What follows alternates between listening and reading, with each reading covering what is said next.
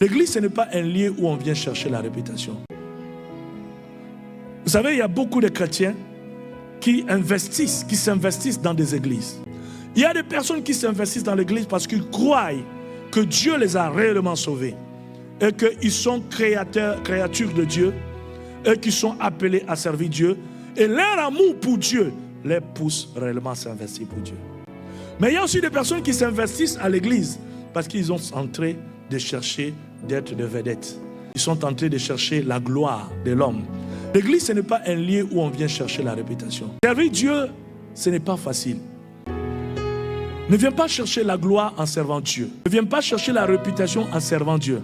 Parce que celui qui sert est comme un esclave. Celui qui sert est serviteur. Quoi qu'il est plus grand que tous parce qu'il sert. Mais quand on sert le Seigneur avec un cœur pur, on aura des fruits. Mais si on sert le Seigneur sans un cœur pur, ce qui va se passer, c'est que notre service sera sans fruits. Alléluia.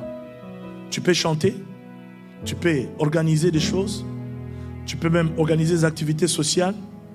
Et tu vas voir que si ton œuvre que tu fais n'a pas d'impact spirituel, ça veut dire qu'il y a un problème. Tout ce que nous sommes appelés à faire pour Dieu doit toucher les âmes. Tout ce que nous sommes appelés à faire pour Dieu doit produire des œuvres qui sont des œuvres durables. La stérilité spirituelle peut se manifester par un service sans fruit durable.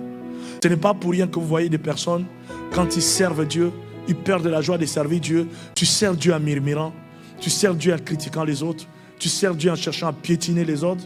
Comme si c'est quand les autres sont humiliés que toi tu es élevé, que quand les autres sont rien que toi tu es quelque chose.